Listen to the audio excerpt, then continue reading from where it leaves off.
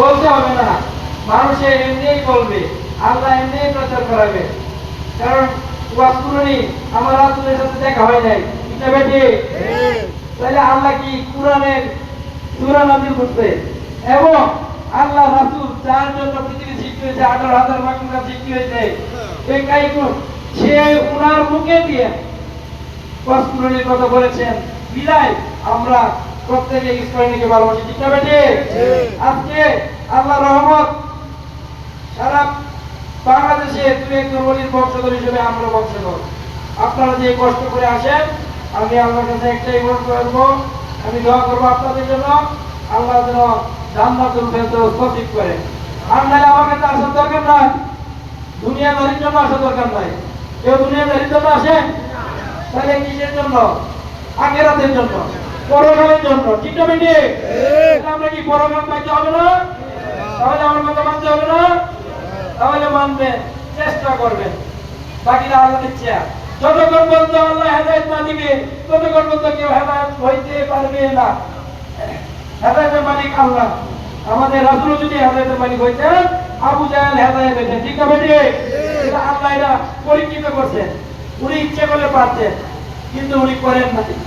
সুতরাং আল্লাহ বলছেন, আমি একমাত্র হেদায়েতের মালিক, আমি কোরআন শরীফ নাযিলের মালিক, আমি সবকিছু সম্ভব, আমার দ্বারা তো কিছুই সম্ভব না যদি আল্লাহ না চায়, আমার রাসূল যদি না চায়, ওলিরা যদি না চায়। সুতরাং আমি বলবো, আপনাদের শ্রম কাম এই অনেক অর্থ অনেকেই ব্যয় করে নেয়, টাকা পয়সা। আমি ইচ্ছা করলে এখান থেকে কয়েক কোটি টাকার মালিক কয়েক কিনে হইতে পারি, কিন্তু আমি এরকম টাকা চাই না। যেমন আপনারা এক গ্রামে নিয়ে আসেন, অন্য গ্রামের খাওয়াই দেই। আপনি দেখেন, আজকে থেকে আমার এই প্রচুর এই 3 জায়গায় ঘুরিয়া যদি আমাকে একজন মন্ত্র বলে, আমি আপনাদের সামনে কথা দিলাম, আমি এই এলাকায় বাস করবো না। কারণ আমার বাড়িতে বললে হবে না, বাড়িতে যদি বলে সেটা আমার পক্ষে সম্ভব হয়ে যায়, তবে বেশিরভাগ মনে মন্ত্র বলবে না। কিন্তু আপনার এলাকায় যদি আশেপাশে যদি কেউ মন্ত্র বলে, এই দেশে বাস করবো না।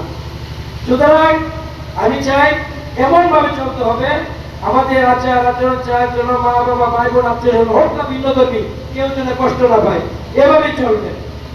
আমি দেখেন আল্লাহ রহমত, আমার গ্রামের মানুষ আমার জন্য অনেক কিছু করেছেন। রক্ত বিক্রি করলেও তার সুদ হবে না। কেন জানেন? আপনারা আগে শুনেছেন, দেখেছেন, পাগলবাড়ির বিরুদ্ধে অনেকে সমালোচনা করেছেন, দুর্নাম করেছেন, ঠিক না বেটে? ভেঙে ফেলবেন, ঠিক না বেটে? কিন্তু এটা কে প্রতিবাদ করেছিল? আমাদের রক্তবিন্দু করেছিল প্রথম প্রতিবাদ আমার মামার গোষ্ঠী এবং আমার এলাকা। কিন্তু তাদের জন্য কিছু করতে হয়।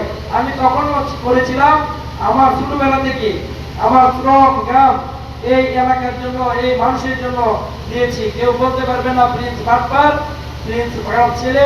তাহলে আমি আশা করি আপনারা প্রত্যেকে আমার মতো হয়ে কাজ করবেন, যেন আপনাদের এলাকায় আপনাদেরকে প্রত্যেকেই ভালোবাসে, ঠিক না বেটে? তাহলে সেভাবেই চলতে হবে, তাহলে আমরা কামিয়াব হইতে পারবো। আপনাকে নিজেকে প্রশ্ন করবেন, কাম ক্ষুদ্র লোভ মোহ মায়া এগুলো পরিত্যাগ করবেন, দেখবেন আল্লাহ আপনাকে সার্বিক সহযোগিতা করবে, সাহায্য করবে, প্রতি সেকেন্ডে, প্রতি মিনিটে, প্রতি ঘন্টায় আল্লাহ সাহায্য করবে। কে সাহায্য করলো না কোনো দেখার বিষয় নাই। করবেন কে? আল্লাহ। সর্বশ্রেষ্ঠ মালিক কে? আমাদের আদালতের মালিক কে? আর কোন মানুষ নাই।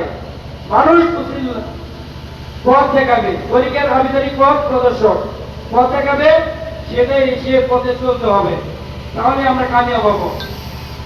আর আমাকে অনেক কিছু আমি বলেছি, আপনারা দরবারে আসেন, মাজারে যান, আমরা যারা তৈরি করে তাদেরকে ভালোবাসি অত্যাধিক, এবং যারা না করে তাদেরকেও ভালোবাসি। কারণ আজকে করে না, আগামীকালকে করবে, আগামীকালকে করে না, মৃত্যুর আগেও তো করতে পারে। তাহলে আমরা কি না করবো কেন? আমাকে মারবো, বলবো, আর কি করবো? আরো কোনো কিছু আছে? আমরা কি সহ্য করবো? যদি সহ্য করতে পারি, ধৈর্যশীলদের সাথে আল্লাহ থাকে, তাহলে আমরা কামিয়াব হইতে পারবো। এরকম ভাবে চলতে হবে। যেমন আব্বার দোয়া, এই গ্রামে আরো 3 জায়গাতে হবে, আরেক কেন এক স্কুলেও 4 জায়গাতে ইনশাআল্লাহ আশা করতেছি। তাহলে আমাদের পশ্চিম পাড়া, মাঝপাড়া এবং আমাদের সাথে পূর্ব পাড়া, তাদেরকে আমি চাউল, ডাল, এই চাউল এবং মহিষের কুচু এইগুলা দিয়ে দেই, তারা নিজেরা পাক করে। আমি এই ঝামেলা আনতে পারি না, আনি না, কারণ বেশি ঝামেলা পুরানো নাকি দুর্নাম হয়। তাহলে তারা করে দেয়, আমার খুব ভালো লাগে। হ্যাঁ, কারণ এটা তো আশা করি সকলেই, পুরা গ্রাম, এমন কোন দেশ, এমন কোন জায়গা আমি মনে করি না এমন কোন পীর আছে পুরা গ্রামের সার্বিক সহযোগিতা সেবা করার মতো আছে। আপনারা দেখছেন, শুনছেন। তাহলে আমরা পীরানি করি, আশেপাশের মানুষ মন্দ বলে কেন বলবে? আমি এটা পরিবর্তন করতে চাই, প্রত্যেকটা মানুষ ভালো লাগবে, তাহলে আমরা কামিয়াব পেতে পারবো। তাহলে আমার মানুষই ভালো যদি না আছে, সামান্য মানুষ আইনে দিব, টাকা পয়সা বিল্ডিং করলাম, রাত গ্রহ করলাম, আগেরাতে হিসাব দিচ্ছে হবে, ঠিক না বেটে? কিরবনের দল কি ভালো হচ্ছে না? শুনছেন না? কিরবনের দল মাটি উঠছে না, ঠিক না বেটে? যাই হোক, তাহলে আমরা কি মনে করবো না, উদার মনে চলবো, কাউকে বিপদে পালানো যাবে না। যদি আপনি একটা বিপদের আশা করে একজনকে পালাইবেন, আল্লাহ 10টা বিপদ আপনার জন্য রেডি রাখবেন, ঠিক না বেটে? তাহলে আমরা বেশি বেশি করে দুরূদ পাঠ করব। আমরা যারা যদি দুরূদ পাঠ করি, দুনিয়ার আগুন কেন, আখিরাতের আগুনও, দুজকের আগুনও স্পর্শ করতে পারবে না। যদি মুমিন মুসলমান হই, যতক্ষণ পর্যন্ত মুমিন মুসলমান হব না, ততক্ষণ পর্যন্ত আমাদের ইবাদত কবুল হবে না এবং আমাদের কোনো কাজে আসবে না। পৃথিবীতে আসছি, আবার চলে যেতে হবে। পৃথিবীতেও দুঃখ ভোগ করছি, আখিরাতেও দুঃখ ভোগ করতে হবে। সুতরাং এটা পৃথিবীতে আখিরাতের শস্যক্ষেত্র, এখান থেকে কামাই করতে হবে, তাহলে আমরা কামিয়াব হইব, ঠিক না বেটি? তাহলে আমরা প্রত্যেকে কি আজ থেকে ওয়াদা করব, অঙ্গীকার করব, প্রতিজ্ঞ করব। অনেকেই বলে মসজিদে সুদপুর, মদপুর, জিনাপুর বেড়ে গেছে, কিন্তু আমরা তরিকতের লোক পিছিয়ে থাকি কেন?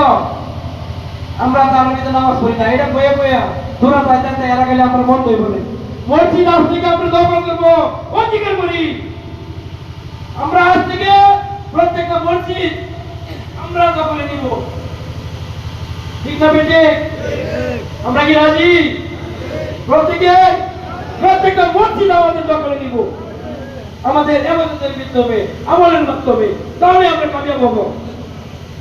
আমাদের বাজার ভেঙে গেলা, অন্যান্য গুরুত্ব ভেঙে গেলা, তাজকে ভেঙে গেলা, ওয়াহাবে আবুল ওয়াহাব দর্জি, সে 600 আমাদের নবী রাসূলের আগে যে সাহাবা ছিল 600 কবর ভেঙে দিয়েছিল, এই দ্বারা অব্যাহত রেখেছে। এরকম লোক এমন সৃষ্টি হয়েছে, এই ধর্ম প্রচার করতেছে বিভিন্ন ভাবে। আবু জাহেল এরকম সৃষ্টি করেছে, এবং আবু জাহেল যুগে যুগে ছিল, আবার যুগে যুগে আইছে, ঠিক না বেটি? মীর জাফর আগেও ছিল, এখনো আছে, ঠিক না বেটি? একসাথে চলবো, একসাথে গাইবো, এটি ইতিহাস। ইতিহাস কখনো মিথ্যা বলে না। এমন ইয়াজিদ আগেও ছিল, এখনো আমাদের মাঝে আছে, আমরা চিনতে পারি না। এর কাজ কার্যকলাপে আমরা চিনবো।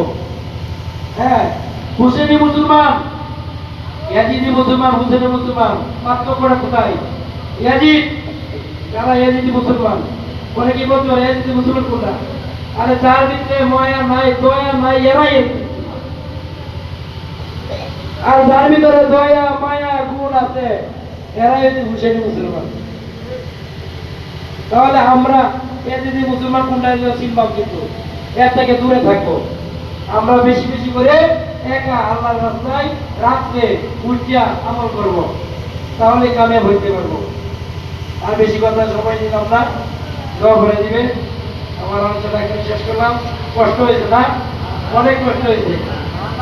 সুনামগঞ্জের মানুষ অনেক পরিশ্রম করেছে। হ্যাঁ, শেরপুরের মানুষরা অনেক পরিশ্রম করেছে, সারা বাংলাদেশ থেকে। সুতরাং আমি চাই প্রত্যেকেই যেন হ্যাঁ আচ্ছা পরিশ্রমের পরে মানে মনের ক্লান্তি যেন দূর হয়। হ্যাঁ, আসসালামু আলাইকুম ওয়া রাহমাতুল্লাহি ওয়া বারাকাতুহু।